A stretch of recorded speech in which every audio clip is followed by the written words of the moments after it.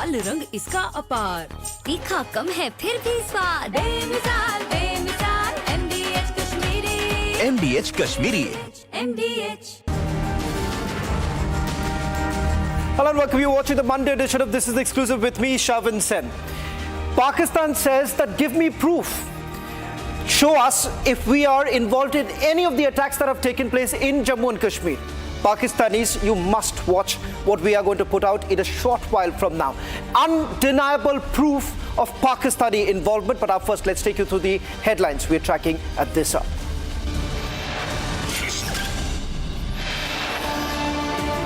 No more lies, no more alibis. The ultimate proof of Pakistan's involvement in coordinated terror attacks in Jammu and Kashmir out. Rattled Pakistan, quote-unquote, readies Air Force fighter jets, Islamabad, to conduct two major air warfare exercises. Republic accesses the exclusive visuals of the clashes that have taken place at Durand border. Videos describe the extent of the face-off and the aftermath. 7 people have been killed and 13 injured in an explosion at a facility held by the leader of the Commander Nazir group in Wana Bazar, South Waziristan district in Pakistan.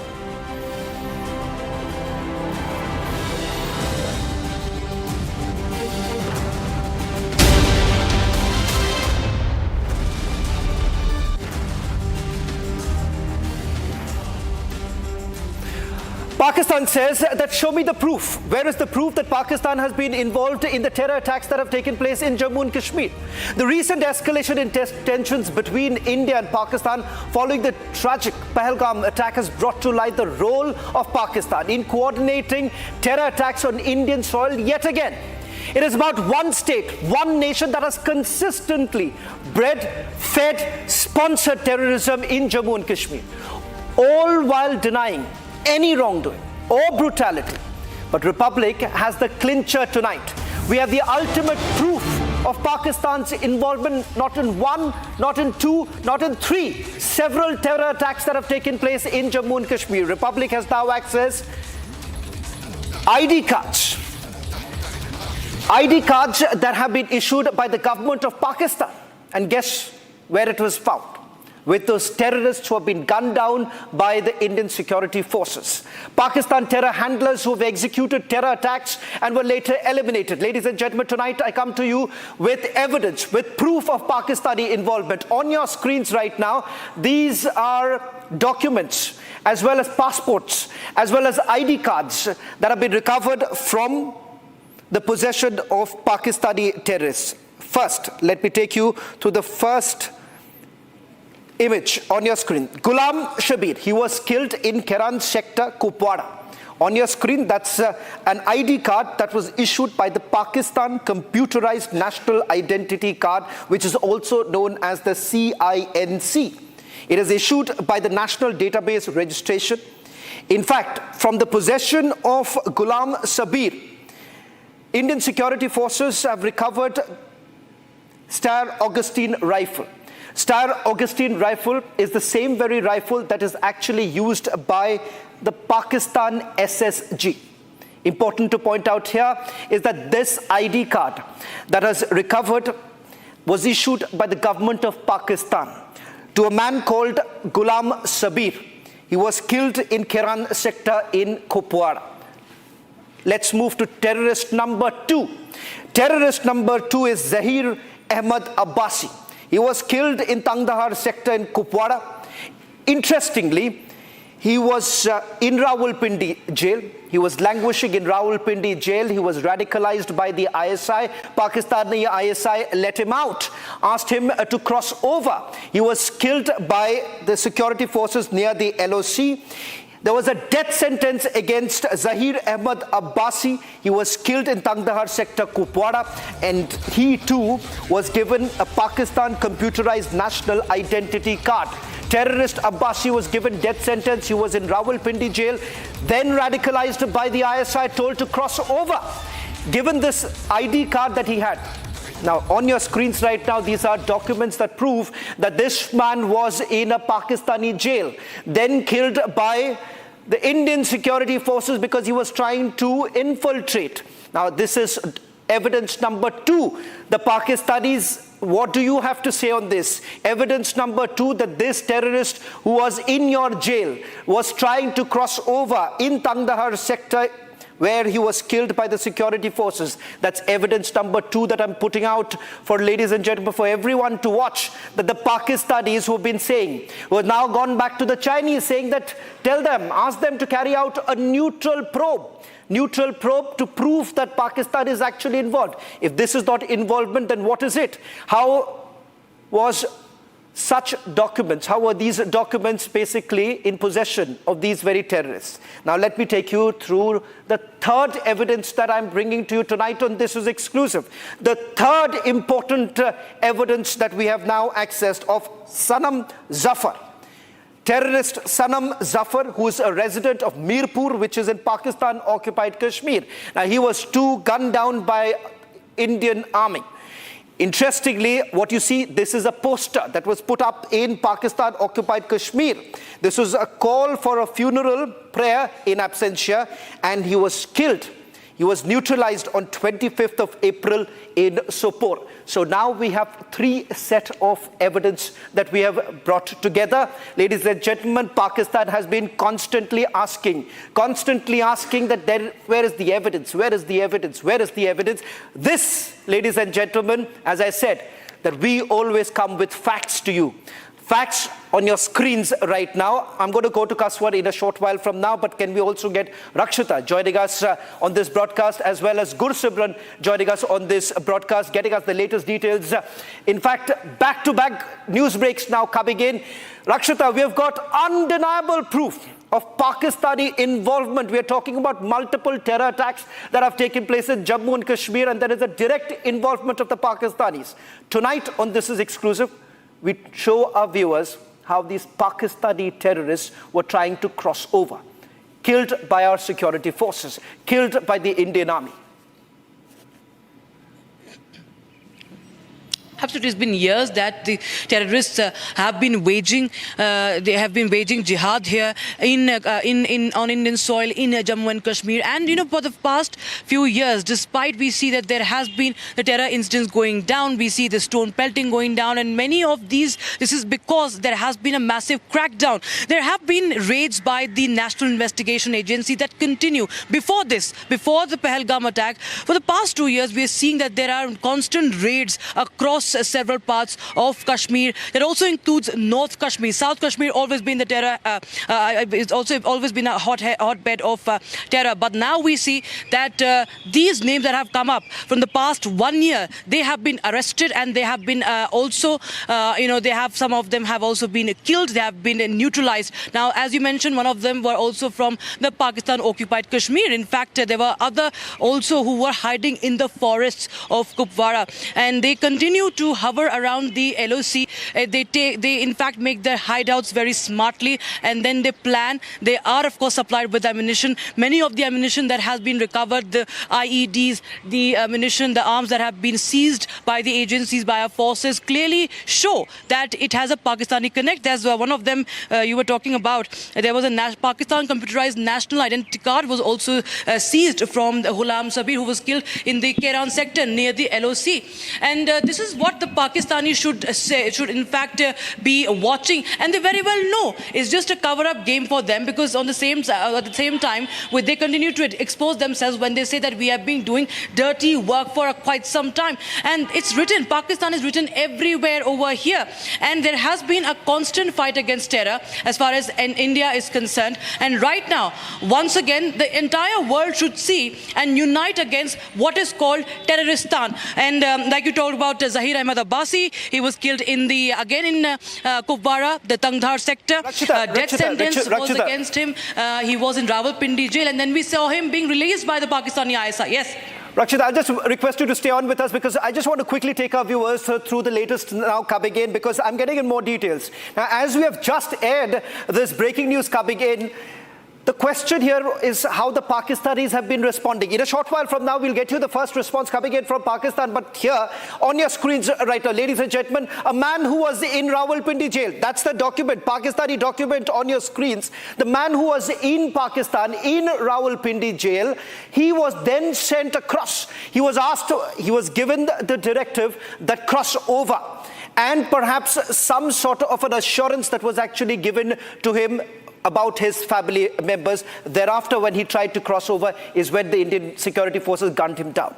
Now, on your screens right now, these are not ordinary documents. And if the Pakistani says, oh, look here, this is once again perhaps created by RAW, created by the Indian security forces. Now, this, as I understand, is an ID card with a chip. This is an ID card which is basically issued only by the database registry in Pakistan. Now, let me just take the name, the exact details of the government organization. It's issued by the National Database Registration.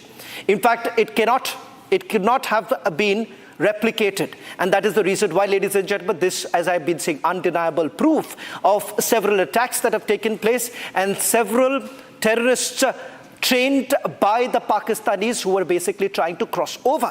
We have got access to these documents that were basically recovered by the Indian security forces after they were gunned down. A quick check of all three. Ghulam Sabir killed in Keran sector in Kupwara. From his possession, Indian Army has recovered Star Augustine rifle, a rifle that is used by the Pakistan SSG. On your screens, this is an ID card that was issued by the National Database Registration. It is the CINC, which is also known as Pakistan Computerized National Identity Card.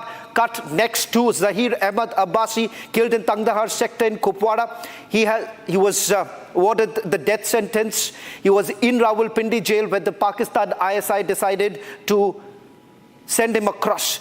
And he was killed by the security forces in Tangdahar sector in Kupwara. Finally, you have Sanam Zafar. Sanam Zafar, a resident of Mirpur in Pakistan-occupied Kashmir. He was this what you see on your screens. In a short while from that third one, can we just have Sanam Zafar's details? Sanam Zafar, in fact, there was a funeral, a prayer that was called in. This was after he was killed on 25th of April in Sopore. And that is the reason why in Mirpur, this was basically called in. Now, let me take you through how Pakistan has been responding, ladies and gentlemen, fearing a possible Indian retaliation over the recent Pahalgam attack.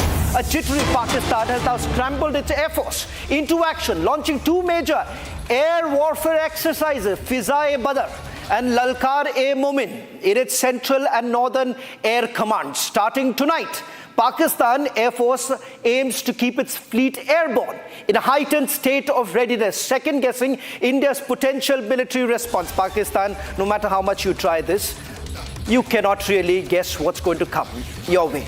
And this, ladies and gentlemen, is the response, a jittery response. This is just one of it. I'm going to next show you how Pakistan is scrambling all their assets put together, moving towards the LOC, hoping that they will be able to thwart what they believe is going to be a big retaliation coming in from India. On your screens right now, ladies and gentlemen, starting from tonight, Pakistan Air Force wants to carry on an exercise. This exercise is to keep their aircrafts airborne, and they say that this is to show how they are ready. But the reality is something completely different. If you really stack together the air power of India versus air power of Pakistan, Pakistan is nowhere close. And I'm going to detail that out in a short while from now. But first, let me also go across to Gursimran as well as Kaswar, who's joining us from Islamabad. First to you, Gursimran, getting us the latest details. I want to go back full frame with those images that we have just accessed. Pakistan says that they want to be air ready right now. They're going to keep their aircrafts airborne because they believe that the next 72 hours is extremely crucial, because they suspect that perhaps there's going to be a retaliation from the Indian side. Yes, there's going to be a retaliation, but of course we're not announcing that.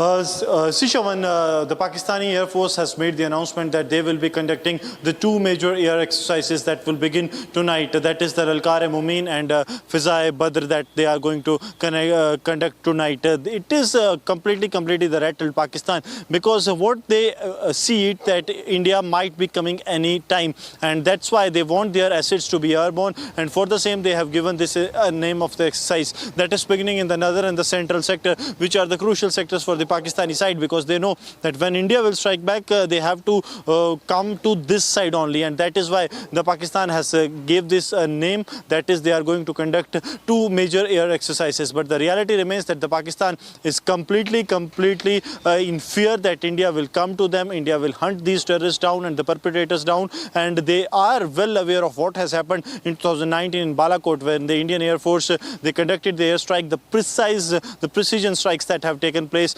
on the location of the terrorists that were completely decimated by the Indian Air Force. So that's why the Rattle Pakistan is now coming into it. And also one more thing, they know that the Indian Air Force is well aware and is well prepared. Reason being that the India has way back conducted the operation, the exercise Akraman that was there in the central sector, and how India moved its assets from the eastern sector. The Pakistan is now completely rattled, and that is the sole reason that they have announced this afternoon that they are going to conduct two exercise. Yes. Well, ladies and gentlemen, it does not end there. Now we're going to get to you.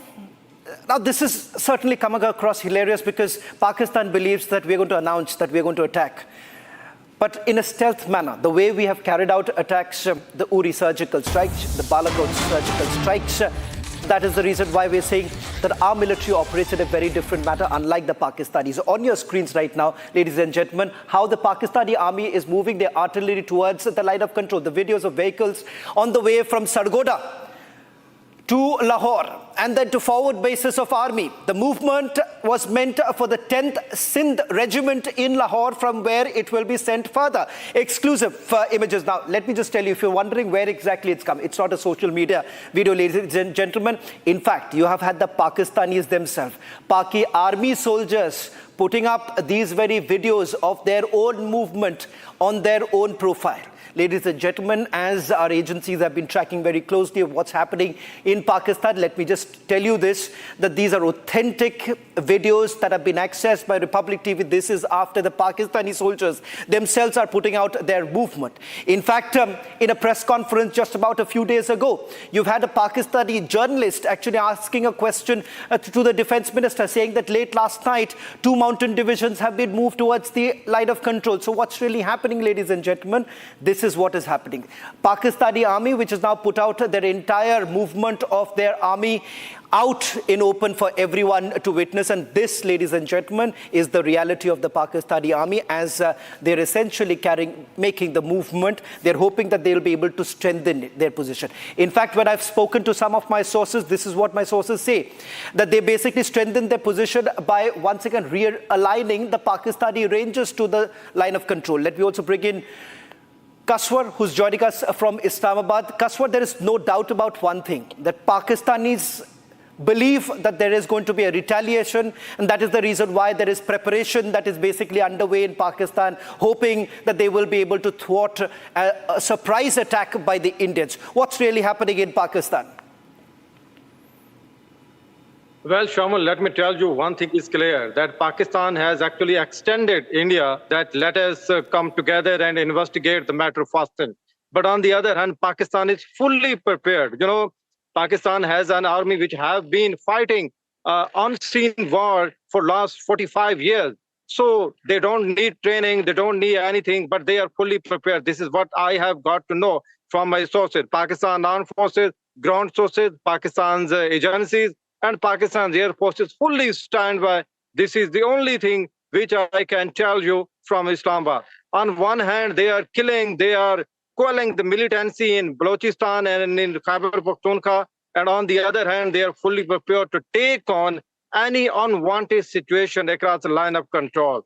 As I speak to you, I have got to know that the Pakistan's Air Force have been standby to retaliate any type of misadventure. So in a one-liner, I can tell you that Pakistan is fully prepared to for a war, but still there is a understanding that Pakistan will not take first step. Rather, they will only retaliate. This is what I can tell you from this number.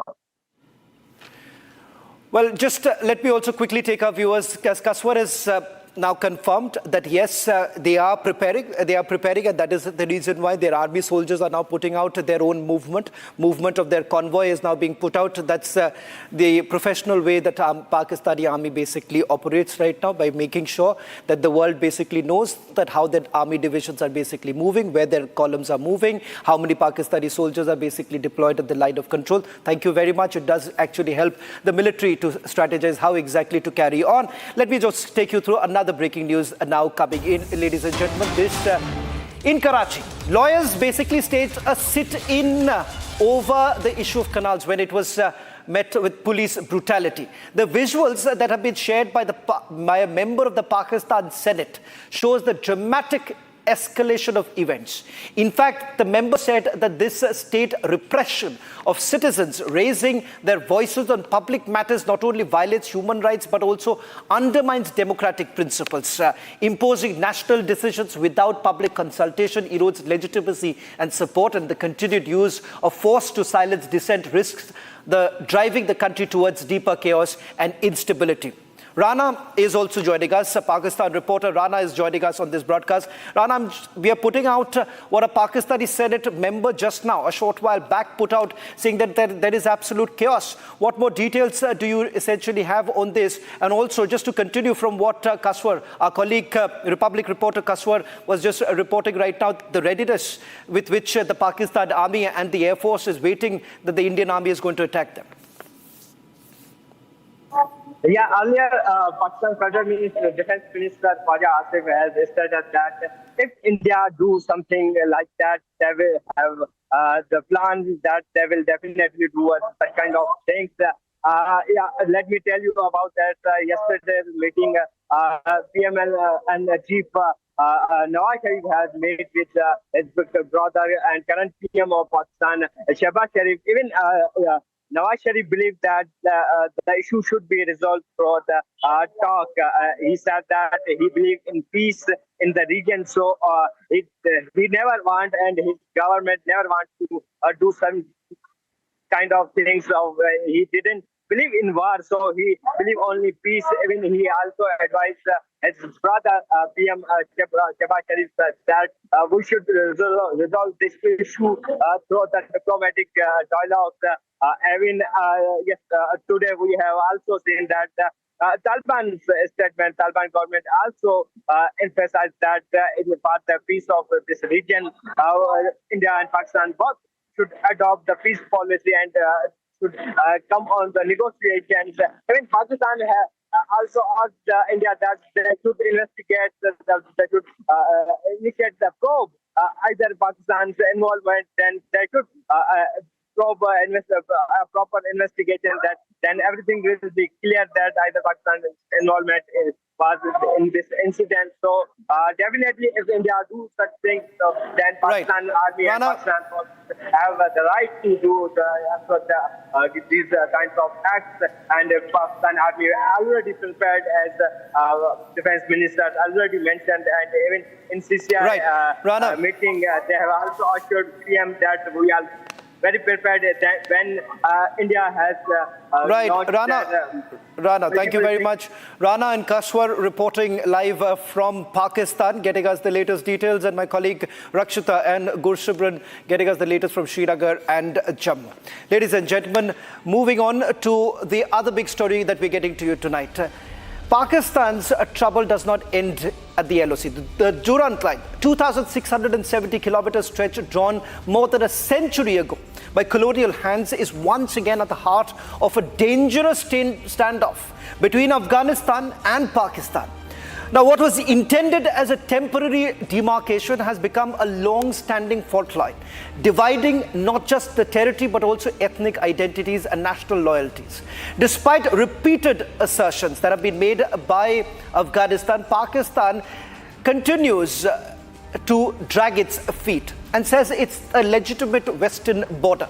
Now, successive Afghan governments, past and present, have basically refused to recognize it, calling it an artificial imposed divide that splits the Pashtun heartland. Now, rising tension, military deployment, and recent skirmishes have once again brought this unresolved border dispute into sharp focus. Pakistan continues its effort to fortify the line. Meanwhile, Kabul views these moves as provocative and unlawful. Now, in fact, we are going to take you through what's really happening at the Durand line, how exactly the Pakistanis have been cornered. The first video shows Pakistani soldiers clashing with the Taliban at the Durand line. This follows months of objections that have been raised by the Afghans, the Taliban, over what they call illegal border fencing by the Pakistani officials. Take a look.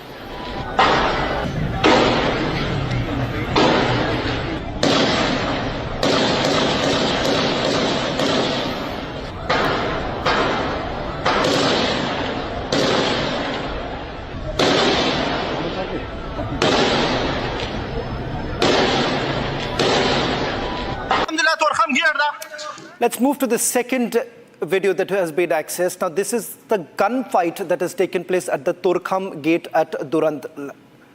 Now, this is a direct fight that is taking place between the Taliban and the Pakistani army. Take a look.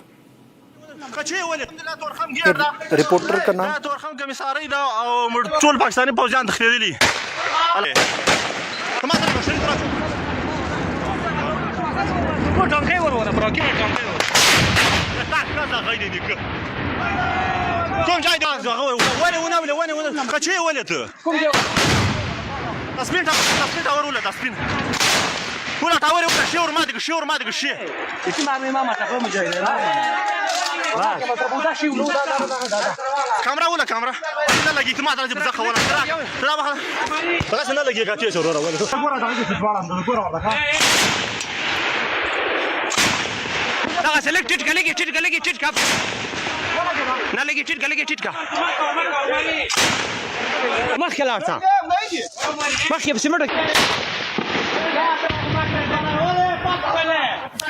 The third video now shows how the Durand line was closed for nearly a month following the repeated skirmishes. In fact, you've had Afghanistan, Taliban basically now sending an ultimatum to the Pakistanis that you ought to resolve this or you face a backlash. Now, that essentially is going to happen if, as what the Taliban says, that if Pakistan does not, then perhaps the TTP is going to play havoc in Pakistan. Take a look. سمیع خان شای بخیر دا د چمن بولدک لار د دروازه مانده دی اوس د لسلیم بجې د دروازه لار بند مسافر پاران ستړي په دا ګرمي کې وکناستي لسلیم بجې د دروازه پر لار نه د خلاصې سوي سمیع خان شای بخیر دا د چمن بولدک لار د دروازه مانده دی اوس د لسلیم بجې د دروازه لار بند مسافر پاران ستړي په دا ګرمي کې وکناستي لسلیم بجې د دروازه پر لار نه د خلاصې سوي And the last video shows how the locals near the Torkham gate were standing in long queues looking for an escape in the aftermath of the clashes.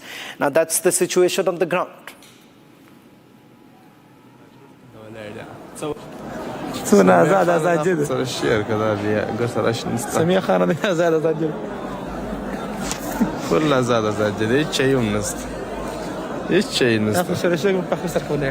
نه موږ دلته ولاړ یو څه وخت به واړو ستا په اندازه دا خو ته وایي څونه ازاد ازادي ده سره شعر که دا بیا ګر سره شته نشته سمیع خانه دی ازاد ازادي ده فل ازاد ازادي ده هېڅ شی هم نشته هېڅ شی نشته خو سره شګ په پخې سره ولاړ نه موږ دلته ولاړ یو څه وخت به واړو ستا په اندازه دا خو ته وایي څونه ازاد ازادي ده سره شعر که دا بیا ګر سره شته Republic reporter joining us from Kabul, Hashmat Stanikzai. Hashmat, thank you very much for joining us.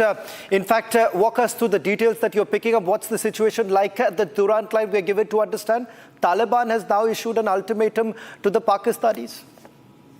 Good evening, all. As you know, as well as the information that I have, you said in your news that Afghan-Pak border is more than 2,000 kilometers, and unfortunately, we have many clashes in this 4 years between Taliban and Pak army, and unfortunately, they have casualties, civilians, people on both sides, and also armies. मैं ये कह रहा हूँ कि आतंकवादी का कोई घर नहीं होता, आतंकवादी का कोई वतन नहीं होता।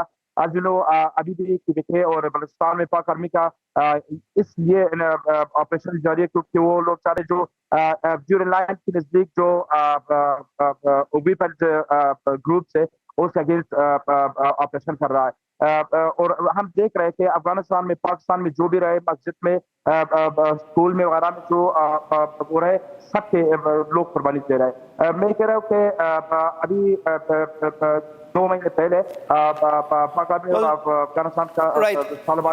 Ashmat, I'm sorry I'm interrupting you because I'm running out of time, but thank you very much for getting us the latest. In fact, these are images that have been accessed by Republic reporter Hashmat, getting us the latest from Durand line. In fact, ladies and gentlemen, Pakistan is completely nervous, jittery about what is going to come, and that is the reason why there is now a clash that is taking place between the Pakistani government and the army. That's all that we could pack in this edition of This Is Exclusive. We'll be back tomorrow at the same time with more exclusive stories.